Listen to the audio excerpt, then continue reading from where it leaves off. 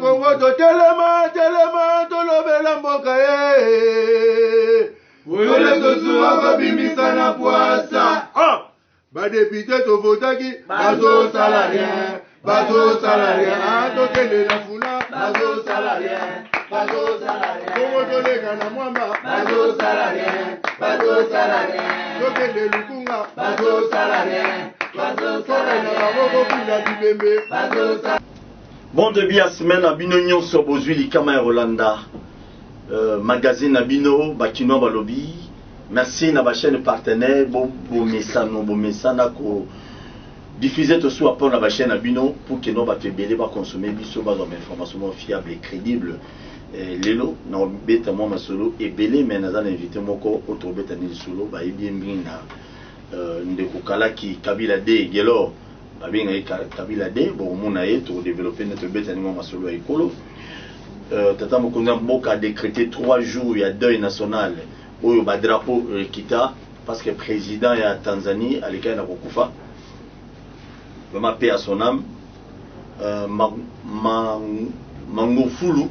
Mangufuli plutôt vraiment paix à son âme azali président tanzanien alika na kotika biso deuil national et je n'ai pas tapé perdre tout Tolanda honorable Mwabi a sengaki ba maman na cadre ya mois de la femme Njili bon mona ba élément wana bo kasona et puis bolanda lisusu élément au gouverneur la ville à Kinshasa les patrons ba kinonyoso aleka kina corre ça la remise ya ba ampoule et belé national la société nationale d'électricité pour être ba éclairer bisika nyonso bisika ba ampoule kufa ba le kana bocha ndeko gelo Kabila de boni malamu mingi ndeko toswa babinga ko so Kabila de bakobeka nga Kabila de makasi poto bazali kobeka ngai ndeko Kabila de po nazali oyo andimela Joseph Kabila Kabange na komba na ye oyo azwa philosophie uta na Lumumba Laurent Désiré Kabila pe na ye moko pe azalaki bongo elenge mobali na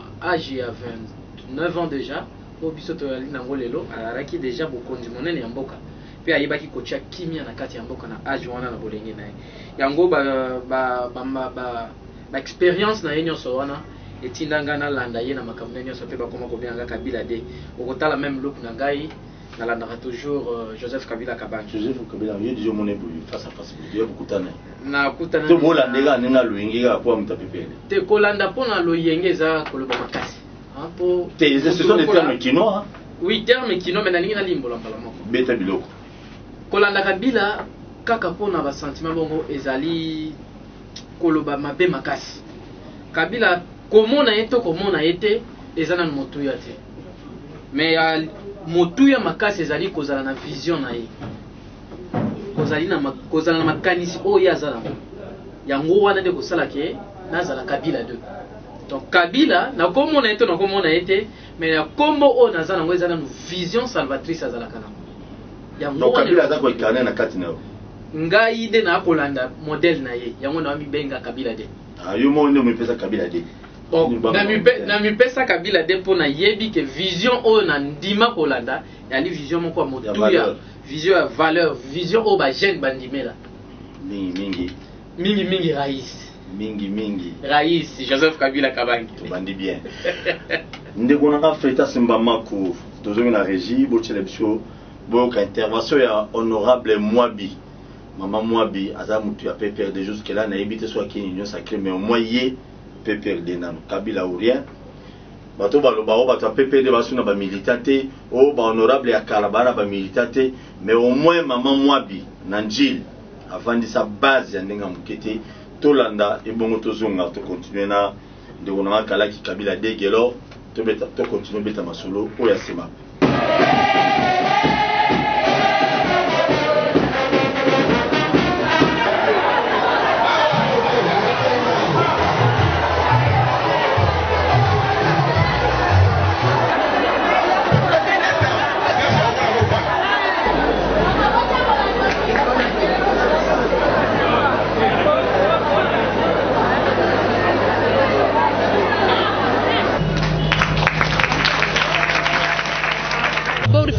ba dynamique moi bi eza parti politique te et ali association oyo esangisi ba mama ya njili 80%, le reste ndamba masina ndamba kimaseke toko évolué depuis 6 ans. Tobandaki na 50 mamans na 2015 na mokolo ya lelo 2021 tokomi na 1501 mamans. Tosangana ki liboso po na bolingo misala et fidélité. Po na tosala nini ba mama oyo bayebi ke bakoki kosala eloko moko na société te bayeba ke tokoki ko récupérer bango bayeba komicha en valeur nini et ali plus en valeur économique. Mama akoteka, mama akosala parfum, mama akosala couleur, mama akosala bactérol, misala kidi kidi to lakisi ba mama. Déjà, je tiens d'abord à remercier l'honorable Mwabi. J'ai été époustouflée de voir le travail des titans qu'elle a là-bas pour non seulement amener les femmes comme elles-mêmes dans leur devise fidélité, amour et surtout l'unité, Bomoko, c'est ça qui permettra à la femme congolaise d'aller de l'avant. Et avec ce dynamisme de la dynamique Mwabi, on est venu avec la MIFA. La MIFA, c'est la mutuelle financière de femmes africaines qui apporte un appui, un accompagnement en ce qui concerne l'accès au crédit et surtout l'épargne. Apprendre à nos femmes à épargner parce que le développement, la richesse commence par l'épargne.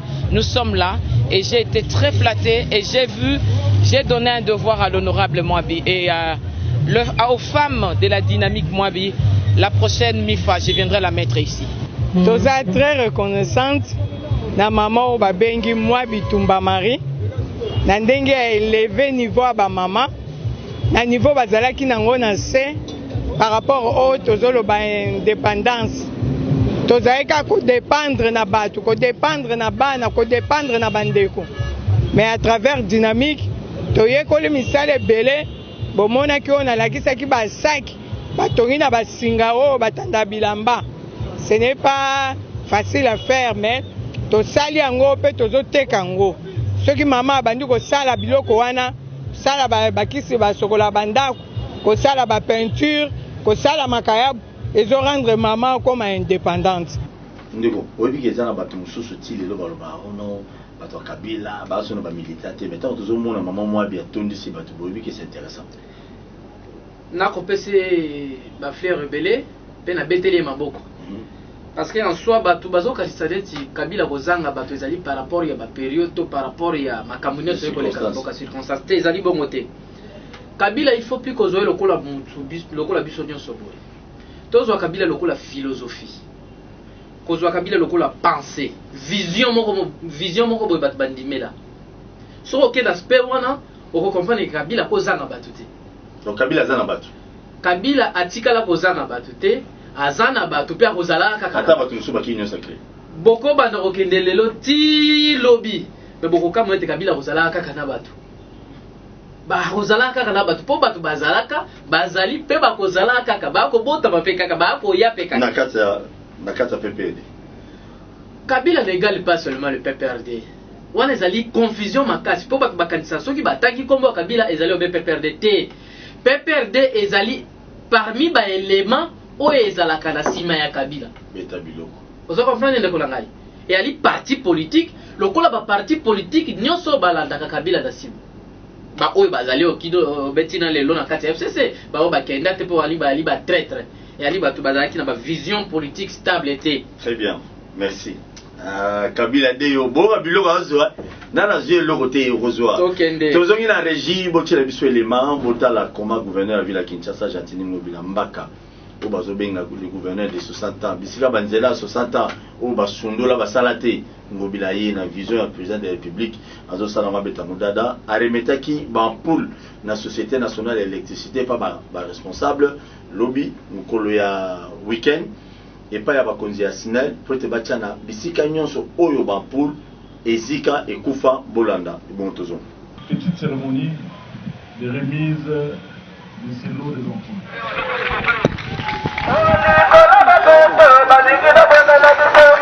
Voilà. Ce sont les ampoules LED qui éclaire déjà suffisamment le boulevard du 30 juin. Élection.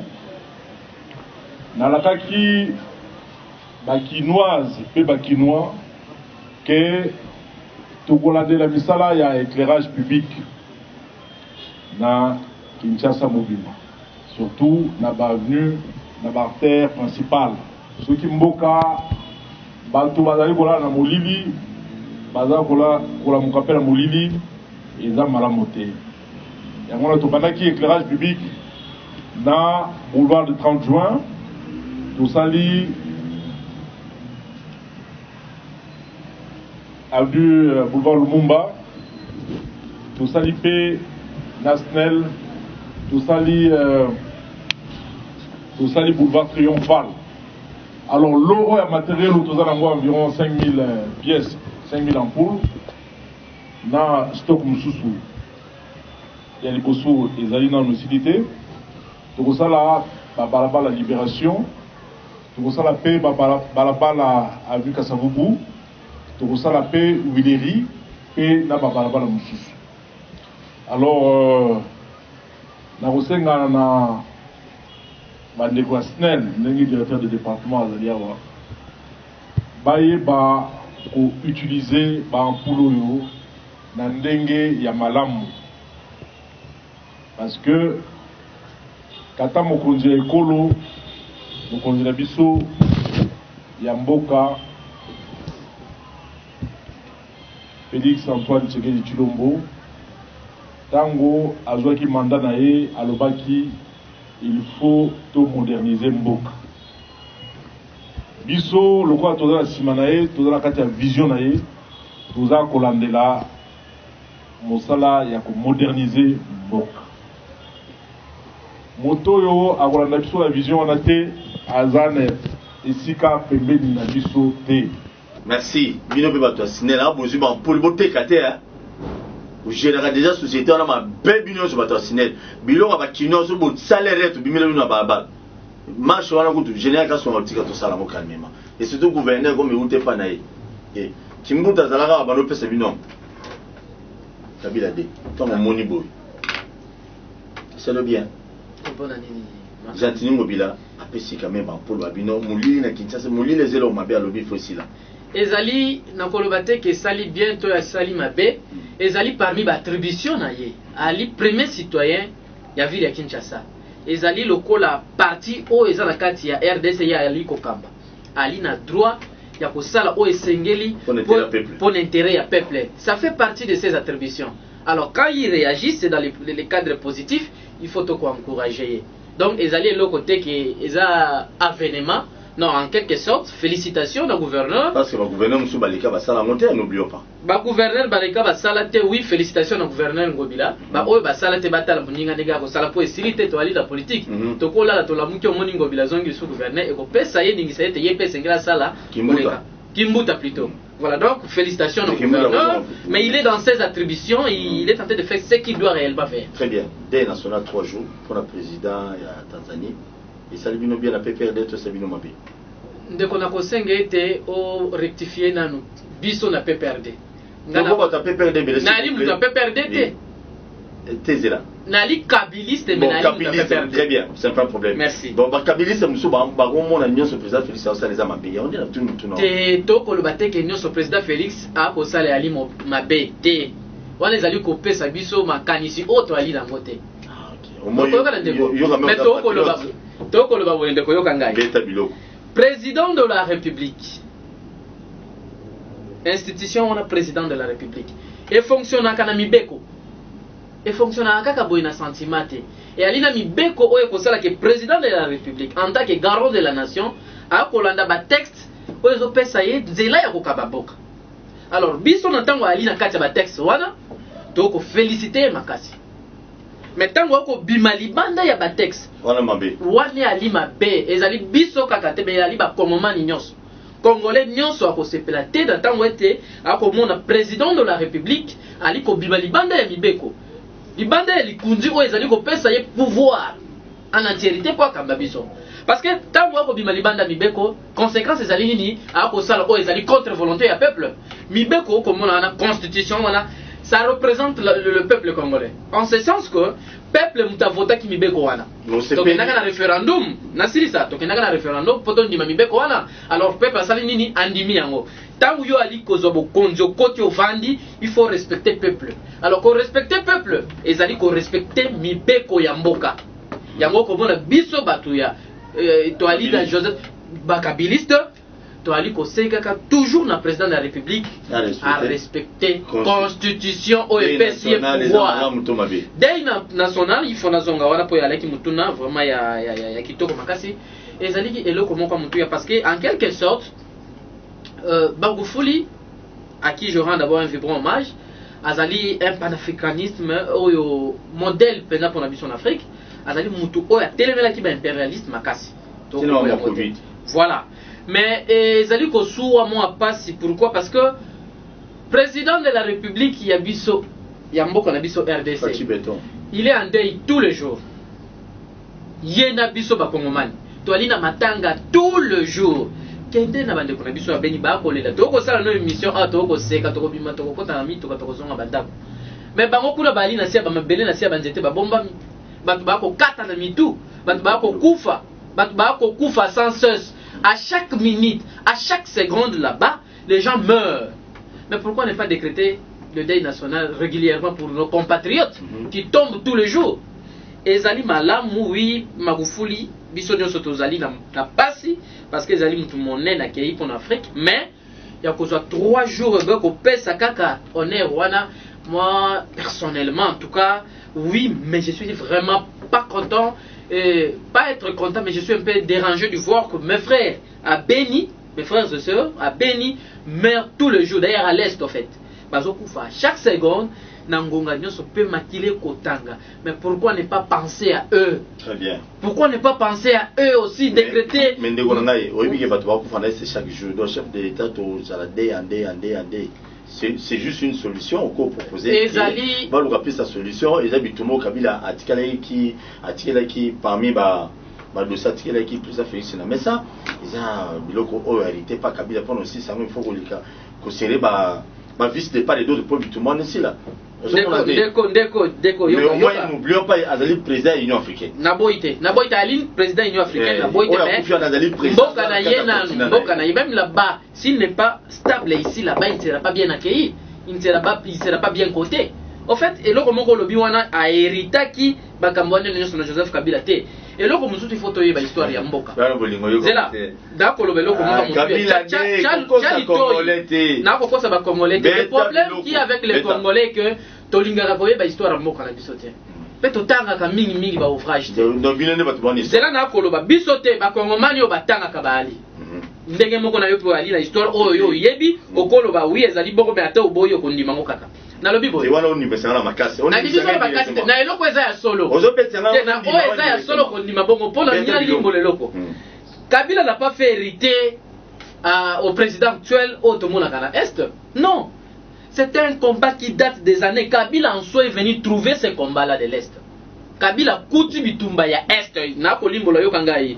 Rapidement. D'accord, rappelez-le eloko moko. Na 1998, lorsque Laurent Désiré Kabila a eu le pouvoir en 1997, une année après, je voulais vous rappeler que Kabila, il a suivi sa formation à Dar Salem, là où il était. Il est venu à l'est du pays, c'est en 1998, si je ne me souviens pas, le 24, quelque chose pareil, je vais vérifier. Soit Tokota, la biso sur mais bêta d'internet. Rapidement, en 1998, Kabila Joseph Otomonaka. Bunda awa na est wana na ba miliso etungisaka tata naye. C'est Kabila qui est venu lutter contre ces rebelles là et il les a écrasés. Joseph Kabila. Oui, puis à Zongi Tanzanie bisika alaki na makina ye. Vous comprenez? Avant kende na Chine na kolimbola, avant kende na Chine a continué formation na ye. C'est Kabila. En 1998, je suis en train de parler. Je suis politologue, je connais l'histoire politique et administrative de ces pays. Hormis Zela. Donc Kabila a géré Mboka Oyo. Il n'a pas de problème Oyo Kutaka. Au contraire, Kabila sala makasi. Na tinete makambu wana et comme tina niveau moko ya se. parce que en soi Kabila quand il est arrivé au pays yonango il est mboka ndenge aliki kotambola et ndambu champion be bazalaki azui o yazui ndambu sécession katangezo e bandana Moïse Tshombe et kitaka chaque jour tina lelo et sila te mais Kabila yaka a se força kanano a sangisa mboka. On comprend ngandeko. Et puis il faut acclamer à Kabila, mais il n'a pas fait hériter au président Félix au Koloba Bitumba Est. Il y a Koutakango a diminué Kango, mais actuellement les autres sont en plein macasse. C'est comme si le président promesse à Pesa qui a coqué de vendre qu'on a pas si ça Bitumba a concrétisé à côté. Il y a monde matisi mafuta kutu ya bavoyou kuna. Yoka. Na Bolanda. Kabila de tout molingai. Ngani nga biloko te. Omoni biloko zo beto yo. Même Kabila et moi lobi il fallait pas Kabila da beta de soleil pas tout soir. Yo lobi na biso ke Kabila na 98 ayaka beta bitumba beta mbuma beta abundisa ba rebelle o balingaka ba attaquer biso OK bakima bitumbe sili azongi wapi Tanzanie pour le bibon mais ndeko nanga Kabila de sont des réalistes. Kabila ya abundisa bango la président de la République était à gagner bango mais il y a salita moulaye na bokonzi agoko c'est bitumba motene. Merci beaucoup. Na peso 1 minute ndeko na limbo lio ndenge boye ozo comprendre mboka Congo.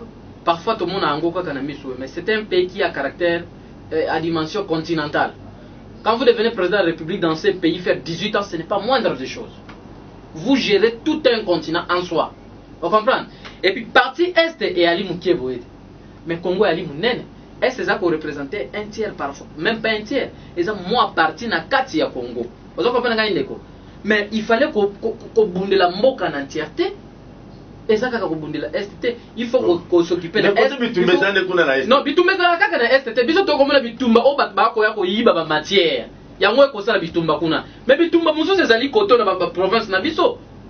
Bat ba ko kufa chaque jour ko leka pe parfois na ba période muso da Est ba ko liate ba ko menate. Ezaki pe bitumba il fallait ko kende ko résoudre yango. Kabila de o convaincre nonga teto kende. Ozali Kabila de kala Kigelor. Azali premier vice-coordonnateur na CEMAP. CEMAP ezali moko ba structure. O esangisi ba asbel nyonso na kati ya FCC. Bek FCC ngo kufa, semblerait Néhémie Bomango. Na masolo to so apport comme toyo kaka bakino balobi que Néhémie Mouilani au lieu de créer parti politique à lobby on a créé CEMAP. Ndenge toyoki. Premier vice coordonnateur zo répondre les biso. Balobi, au lieu Néhémie Mouilani a créé parti politique comme PPRD disait qu'il a déjà bomoni l'homme de Bukangalonzo Matata Pona qui a démissionné na FCC a démissionné penani mais mandat na a perdre le mandat et on est au comprendre était pour a démissionné la PPRD bon fa a perdre le mandat na l'Assemblée nationale ah sénateur to député ah la sénateur mais normal il faut perdre le mandat mais a perdre la montée. Pona nini Néhémie akosala makambo aboyi Néhémie pona nini okosala eloko aboyi ocréer eloko no mosusu po eloko eza déjà parti politique Néhémie ka eblaka aboyi te le professeur noko po nini Néhémie asebiloko ndeko ça a été vraiment atia bino ba kwa pesa bino ba moyen bo pesa pena Néhémie te ndeko zala fra makambo série bandi siko ndeko na ko limbola o makambo o ezali ko bouleverser mitu ya bato en soi CEMAP ezali nini au beaucoup taxaka professeur Néhémie coordonnateur ya FCC. Le président national né, autorité morale né. D'abord, il a faux et archi faux. Beta biloko rapidement. Ce qu'on le dit to pesa nazo banana place sur l'autorité morale. Autorité morale ya CEMAP ezali Joseph Kabila Kabange. Kabila 1. Oui, pesa y un ponga na l'idée. Donc Kabila Joseph Kabange le Congolais le plus discipliné, yewanande autorité morale ya CEMAP.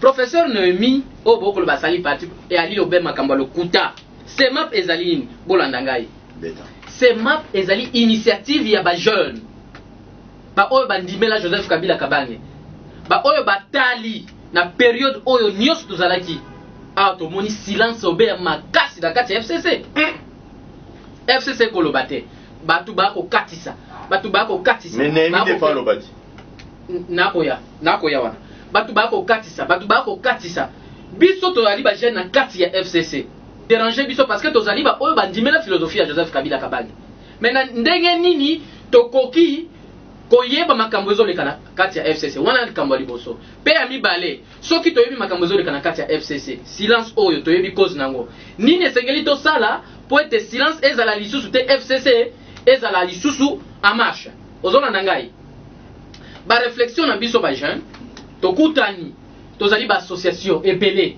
ba association o ezana philosophie kabiliste lumumbiste muséiste tshisekediste.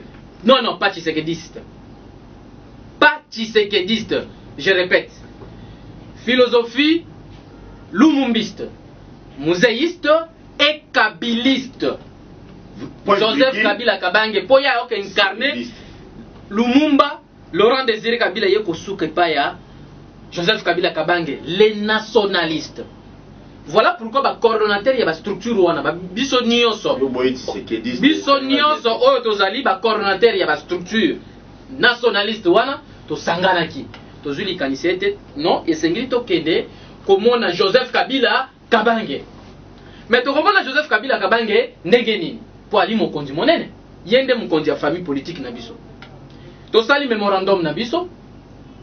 Je me souviens d'abord en date du 16 Tokedaka, je crois 16 février, si je ne me trompe pas. Dans la déclaration politique, to attaquaka FCC, y compris le professeur Néhémie Milani. Pour y aller à la coordonnateur, il y a FCC. Mais la minute au comité de crise des alliés. Azia Souyete. Nakoya ici Kawana. Comité de crise et alliés commission qui n'empêche aucunement la hiérarchie du FCC établie par Joseph Kabila Kabange. Commission est remplacée à la hiérarchie. Alors, tangu to sangani ba mouvement associatif wana nationaliste. Tolobi était tout ça mémorandum to kende okitira ngo Joseph Kabila. To silisi étape ya déclaration, to leki étape ya dépôt ya mémo na biso. Et c'est to mona Joseph Kabila Kabange. Or Joseph Kabila Kabange na kata FCC achaka mutu o ba ko benga coordonnateur ya FCC. Oyebi coordonnateur ya FCC ali Néhémie Milani opesa elisa patubele na moment d'élection wana yo mto bi ati azalaki président senite alaki coordonnateur ya FCC na alors tokei komona mutu oyo azali coordonnateur ya FCC esika na koyoko loba comité de crise. Non, on va voir le comité de crise dans quel bureau et en guise de quoi, parce que comité de crise ezala la commission bachaki po ba luka koyeba makambo yoko leka na FCC. D'abord mission na bango moko bayebi musala ba esengaki basala bango moko bayebi basala to basala te esika basuka bango moko bayebi bango ne bayebi biso nini basala ki pe basuka wapi. Alors biso to le comité de crise on a okay komona Joseph Kabila Kabange toke komona Joseph Kabila Kabange au travers coordonnateur ya FCC ayamba bino ayambi biso Kabila ayambi bino Kabila pina ya Kabila dalobi boye toke komona Kabila Kabange au travers nani coordonnateur ya FCC coordonnateur ya FCC voilà toke komona tolobi tozali na memorandum ya autorité morale biso ba jeune na kata memora biso tala tolobi boye FCC kolobate yo ali coordonnateur ya FCC mais toko mo remarquer silence tozo comprendre te esengeli totambola boni. Mais tala na kata memora biso to sengi boye esengeli biso to komba na bitumba ya Joseph Kabila Kabange oyo uti na Lumumba na Laurent Désiré Kabila pe na Joseph Kabila Kabange. Voilà. Alors coordonnateur ya FCC assurant le fonctionnement du FCC, c'est tout à fait logique. To beta ki ba porte belé bato ba fongolela ki biso te ba jeune. Mais tangu ya bibiso il s'est rendu compte certainement memo oyo ba memi et ça makambo motuya. Eh ben attendez, je fais les rapports acquis des droits. Azwaki memorandum na biso a transféré yango et pas autorité morale bisika azalaki. Et 24 heures plus tard, autorité morale Joseph Kabila Kabange, le citoyen le plus discipliné du Congo, à répondre favorable na memorandum na biso. Pende na ko lobaboto ali na siège officiel ya SEMAP o Joseph Kabila Kabange apesa ki biso na siège na biso ya SEMAP o ezali na croisement Dodoma avec des Huileries o ezawana mutu nyonso ba mouvement associatif nyonso o ezali na philosophie lumumbiste muséiste kabiliste tshisekediste pas tshisekediste parce que nous croyons, écoutez, nous sommes dans des tendances politiques, nous parlons de combat qu'a mené Lumumba, Laurent Désiré Kabila et Joseph Kabila Kabange ont incarné la association wana nyonso esengi na bino boya to bunde longo bitumba oyo tozali nango esprit national nga lingi boyi omoni zo onimo be émission na suka parce que tant bino bozo boya ba tshisekediste ba adhérer. Si le jeune est tshisekediste toujours quand il dépêche qu'on a des jeunes qui se plaindre que non va se retrouver té ceux qui battent on a ba ko adhérer par un bino et ma pesa wa pile ndeko nasengi batisekediste basadere pana bino nasengi tozala pe clair na makambo tokosala okay mais nakosilisa dana eloko liboso ete professeur Noemi na ntango ya baki biso apesi requête na biso na epai Joseph Kabila Kabange Kabila répondre biso favorable yango komona ke CEMAP ebotami lelo ezali eloko ezali kolo makasi donc azala objectif moko oyo eleki na FCC ozo comprendre bandele loko na bandela omoni CEMAP na koloba te kona ngai CEMAP Joseph Kabila kolanda bakambo koloba pe ali konimisa mutu na koloba voilà ba jeune na ngai na lobi boy CEMAP ezali au-delà même du Front commun pour le Congo.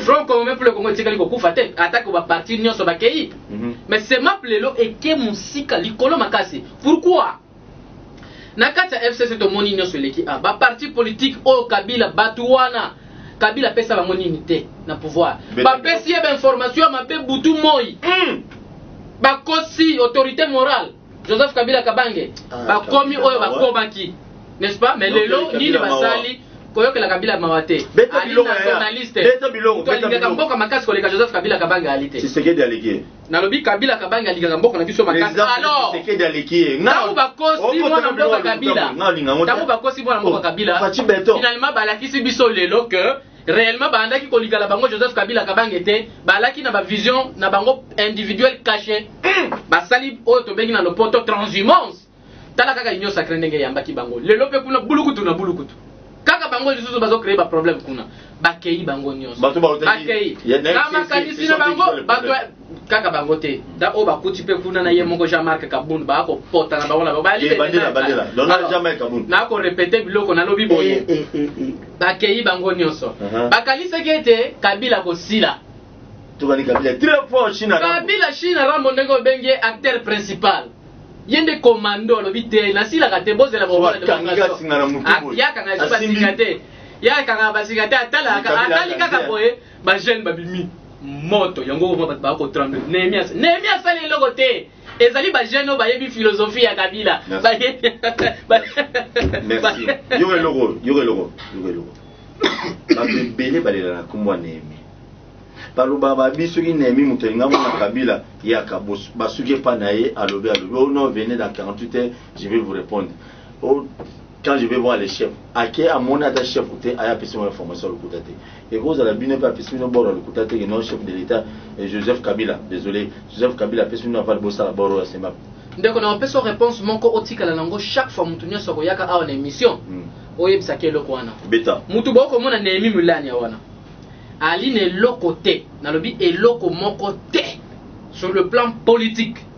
Oh ya salaka sans autorisation ya nani ya Joseph Kabila Kabange. Toleki. Je te comprends. Merci beaucoup Nehemi Mulani, félicitations au sali déjà parti politique nayo. Asali parti politique na yete azali nalobi boye. Nehemi Mulani aye kondima ba jeune o ba yakina vision ya Joseph Kabila ba ko accompagner Joseph Kabila. On comprendre. Na tango to lakise ke biso to zali ba jeune to dibela Joseph Kabila parce que ye moko na zali premier kabiliste. On comprendre. Asengi e pas autorité morale était alabi ba ye li o memo tanga yango autorité non d'accord. De yango aye ko pesa biso accompagnement na ye en tant que d'abord premier kabiliste. Bokeno mona Shadar était pour bo préféré ga Nehemi. Na ko répondre na lobby boy na ntangu na bandaki na lobaki to beti ba porte ebele mais ba fongole la ki biso te bali ba vrai na lobby kombo papa Shadar ya wate camarade SP na tangi kombo na ete yom to tangi kombo mais ngai na lobby boy to betaki na biso ba porte ebele po ezalaki likambo ya vision ya Kabila mais parmi ba to betaki ba porte ba boya ki na bango ko fongola ba mona ki ke ba étouffer kaka vision ya Kabila esuka kaka wana mais na tangu biso to komi Shadar ya batute na lobby pe kombo Shadar te yom to kota kombo Shadar mais tangu to komi et pas ya Nehemi Mulania a yoki biso a contacté mon konzinae et puis accompagner biso parce qu'il s'agit d'une question qui parle de Joseph Kabila Kabange. C'est un combat qui est utile, un combat nationaliste. Vous comprenez? Nehemi nous a accompagnés parce que c'est son chef. Il est question de la vision de Joseph Kabila Kabange. Mais lui, dès que tokendaki komona kingandi oyo otangi kombo te biso toke komona Nehemi au finish Nehemi ayoki biso apesi biso litoi alobi d'accord il est question de Joseph Kabila Kabange, vous avez la bénédiction de l'autorité morale après certainement échange yaye na mukonzi na ye po ya sala ke loko moko te sans critique ya mukonzi na ye ndele loko mona sema pe ali na siège dango et puis na ko annoncer déjà na ba nyonso ba kolanda biso ba coordonnateur ya ba mouvement associatif nyonso oyo ezali na philosophie lumumbiste muséiste et kosuka na Joseph Kabila Kabange. Tous ces mouvements associatifs là qui croient en Joseph Kabila Kabange, boya ko sagara biso to mene bitumba, il faut to sauver mboka. La vision de Joseph Kabila pena ko yebisa bino que le 9 avril les allient sortie officielle ya SEMA. Merci. Bitumba ali makasi ndeko na ko yebisa yo la milita boye. O za parti politique, o za boye. Vanda na nkuna Kabila za na posa ya ba jeune na ye o ba na SEMA. Merci beaucoup. La politique est dynamique, qui dynamisme ya politique ya ngoyo. Le moment bato bazolo babazo bakoma IDPS le moment il faut bosala musa na terrain tala Kabila ya ba Nehemi ba créer ba bloc sika donc batata bilongo o bilongi nyonso bato ba sepela na ngo souté ba s'effacer mo bilongi ba jeune bim otiko la pongi IDPS telema tala au mona na 2023 Kabila bimisi ba député yoke belé na basuke belé bona mandefo belé na parlement bolobani o chagabo rapidement beta biloko suka ya suka na kopesa nano bakongomani nyonso mbote pe na ko rendre hommage na Magufuli po ali panafricaine ya continent na biso muto a lutter makasi contre les muto atelemeli covid voilà atelemeli la donc atelemeli yango et mundela sepelite tomoni o tomoni bien que va décréter mais tu le dis que non mindele ba bomiete pardon bien que va décréter 3 jours awa oui toko sala yango déjà pour mokonzi mboka déjà décrété mais toko senga pe na mokonzi mboka ata la sikoyo problème ya matanga pe oyo Congo ezali nango et puis na obakete ba kongomani nyonso ba coordonnateur ya ba mouvement associatif fédérons les forces derrière la vision de Joseph Kabila Kabange, lui qui a incarné les valeurs républicaines. Nous avons Congo. Mutabongisi Congo asangisa Congo. Oh le loi tika qui budget élevé na kati ya trésor public mais ba ko le ba ko nyokama. Oh Kabila sangi même réserve ya république Kabila Joseph Kabila fabriqué ba millionnaire na PPRD. Na ba milliardaire. Na ko senga bino boya epele to continuer bitumba wana ezali bitumba moko noble et kotinga ite parce que Kabila Kabange atika yete ba kongole ba kende liboso mais kasi bato mitema mabe bazanga kaka te akanisa kineti ba kokotisa ye na se ba bele nzoka nde ba ko tombola tala na ko sisa lisese oyo tangu Yesu akendaki avant ba China kulusi ye na Barabas liboso ya Pilate tunaki ba peuple na bango ba bi Barabas na Jésus to pesa bino nani batu basenga nani Barabas mais na suka nana bimaki mwana mokonzi tokoma kofuka mela nani Yesu Masia Joseph Kabila tondi melaye pe Joseph Kabila azali le vrai sauveur Moïse a Congo ezalaka Joseph Kabila pe silité bitumba ne ba jeune tozu yango na maboko boya to sangana to kelongo et puis tokolonga mboka oyo tokolonga souffrance oyo karate kosina na ba jeunesse ya SEMAP o Kabila pesi confiance o Kabila lobi ngongesili to rajeunir classe politique congolaise toye boya to sangana to sangisa ba force derrière la vision de Joseph Kabila Kabange to bunda peto bibisa Congo na souffrance o ezongi la ndeko alternance o yaka na mboka na biso e matisa ka bari ya République démocratique du Congo mais tala lelo bare ko kitobe ko kita biso to zali sikoyo awa to tiki barwane ko matina sete yango moni sema balobi to ko simba très bien to ko matisa lisusu bendolo ya merci beaucoup na bali nyonso vision Joseph Kabila Kabange pe na pesi coordonnateur ya FCC professeur Nehemi Milania o ya yoka ka jeunesse autorité morale ya SEMAP o azali oyo Kabila apesa confiance pe asala kanyoso na volonté ya Joseph Kabila Kabange matondo mingi na ye na ndenge andimaka koyoka biso pe apesa liloba na biso o to pesa ka pa Joseph Kabila Kabange lelo SEMAP e ko cha batu nyonso mal à l'aise parce que zali petit o Joseph Kabila Kabange. Merci beaucoup na Nehemi Milania. Ndenge lelo yo la kisi penya face na yo bien et au créer la Kabila bolo créer. Ala kisi face na ya ko za la vraie Kabila. Na peso maloba. Na pesi merci. Na bande ko nyonso. Politique ya dynamique. Mais ça na maloba te, au créer pe ba base. Mingi Rais Shika Kashina Rambo. Mingi. Rais Shika Kashina Rambo Yeme. Mingi. Joseph Kabila Kabange autorité morale. Ti. Fachibe. Kabila viva. Merci de vous tenir prochainement. Votre humble serviteur, je suis là pour servir tout le monde sans exception. Vous voulez participer à une émission de Soua Paul. Le numéro est là, appelle seulement. Ni Moutou Kabila, ni à Fachi, ni à Faoul Routou. Ni à Nanyo, on est là pour le pays. Professeur Adolphe Elman Wanassef, je te salue. Maman Véro, je te salue. Bienvenue, le fidèle de Joseph Kabila, je te salue. Bah, fidèle père Fachi, tellement vous voulez béler, tu es vrai fidèle, tu es évité. Na Congo, telema, tolobela mboka ye. Wele tosuwa babimisa na poasa. Badepite tovotaki, bazo salarien. Tokende na funa, bazo salarien. Kongo tolega na mwamba, bazo salarien. Tokende lukunga, bazo salarien. Tokende na maboko pula bibembe, bazo salarien.